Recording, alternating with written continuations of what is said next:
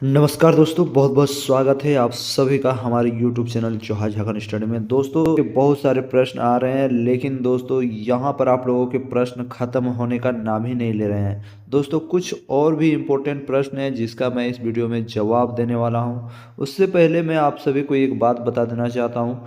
जो मेरा WhatsApp number है दोस्तों, वो मैं आप सभी के लिए इसलिए दिया था ताकि आप नोट्स ले सको। लेकिन आप लोग क्या कर रहे हो कि मेरे व्हाट्सअप नंबर का नाजायज़ फ़ायदा उठाकर ज़बरदस्ती आप लोग बहुत सारे मैसेज कर रहे हो। तो यहाँ पर मैं बता देना चाहता हूँ, जिस प्रकार आप बहुत सारे मैसेज कर रहे हो, मैं सारे वीडियो के लिंक्स हमेशा आप लोगों को भेजता रहूँगा, तो आपको पता चलेगा कि कैसा लगता है जब हज़ारों मैसेज आते हैं। तो चलिए वीडियो को स्टार्ट करते हैं और पूरा डिटेल में बताते हैं।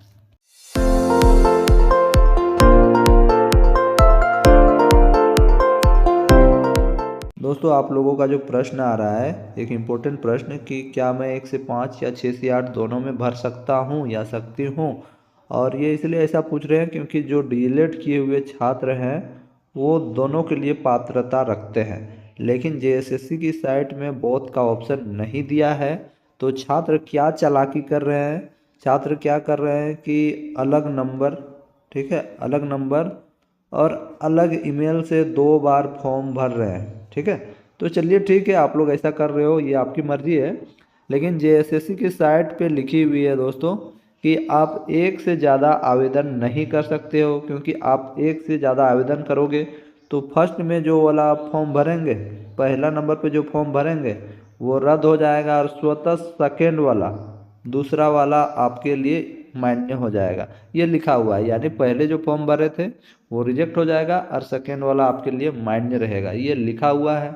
अब देखो दोस्तों, आप तो एलिजिबल हो, लेकिन आपको सिर्फ एक ही में मौका मिल रहा है, चाहे आप 6 to 8 में भरो या 1 से 5 में भरो। ये डीएलएड वालों का प्रॉब्लम है और आप लोग इसके लिए जेएसएससी ऑफिस जाके मांग कर सकते हो, लेकिन अभी तक तो आप लोगों को मौका नहीं मिला है।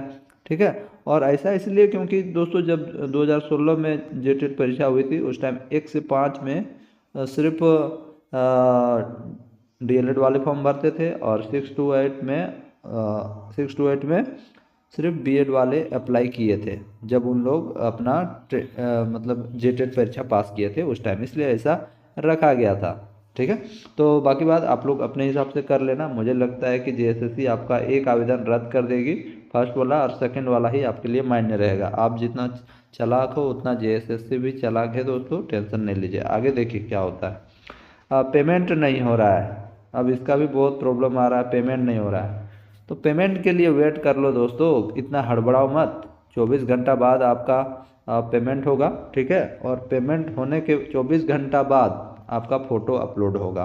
ठीक है, तो थोड़ा धैर्य रखो, थोड़ा कभी कभी लेट हो जाता है, लेकिन टेंशन मत लो। ठीक है, अब आगे दोस्तों ये है और एक प्रश्न, सर मेरी पत्नी बिहार से है, क्या वो भर पाएगी? सिंपल सा बात है, बिहार की हो या कहीं की भी हो, अगर झारखंड में उसका शादी होता है तो उसका रेसिडेंशियल झारखंड से ही बनना स्टार्ट हो जाता है।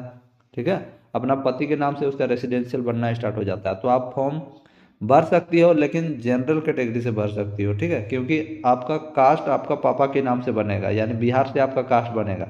तो आप ओबीसी में मत डाल देना या एसटी एससी में मत डाल देना। ठीक है, आप जनरल कैटेगरी में डालना, नहीं तो फिर मत बोलना कि बताए नहीं थे। चलिए आगे क्या होता है। अपियरिंग वाले दोस्तों, अपियरिंग वाले क्या भर सकते हैं या नहीं?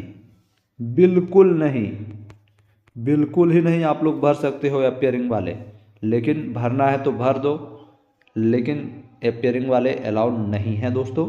इसके लिए आप हेमंत सोरेन जी से बात कर सकते हो, सरकार के पास जाइए, तभी आपको मौका मिल सकता है, क्योंकि अपियरिंग का कोई नामो निशान यहाँ पर नहीं है। और एक बात मैं कह देना चाहता हूँ कि काफ़ी ऐसे छात्र होंगे जो जेटेट क्वालिफाइड हैं और उन्होंने फॉर्म नहीं भरा था, अभी आया है सीटेट के लिए तो वो भरना चाहते हैं।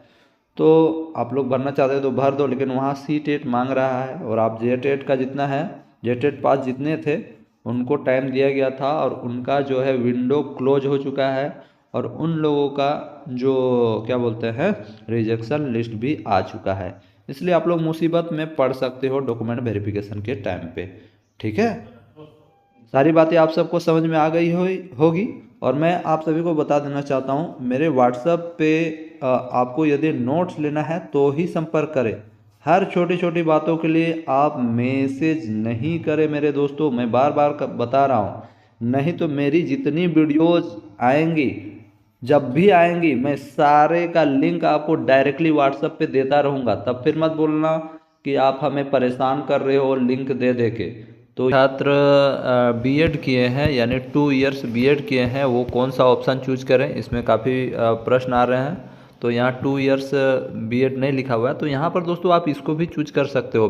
देखिए फर्स्ट वाला यहाँ पर क्या लिखा है, पास 10+2 और हायर सेकेंडरी और its equivalent examination from a recognised institute and graduate और its equivalent examination and train from recognised institute. यानी आप 10+2 किए हो रिकॉग्नाइज्ड इंस्टीट्यूट से और आपके पास ग्रेजुएट का डिग्री है एंड इट्स इक्विवेलेंट एग्जामिनेशन और इसके समकक्ष कोई और डिग्री है and train from recognise institute, और आप कोई भी रिकॉग्नाइज इंस्टीट्यूट से ट्रेनिंग लिए हो यानी बीएड किए हो।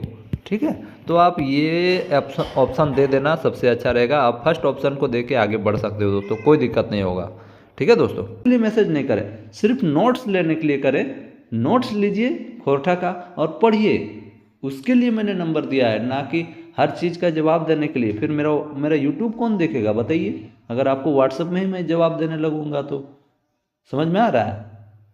नहीं समझ में आ रहा है तो अगला वीडियो में समझाएंगे। धन्यवाद।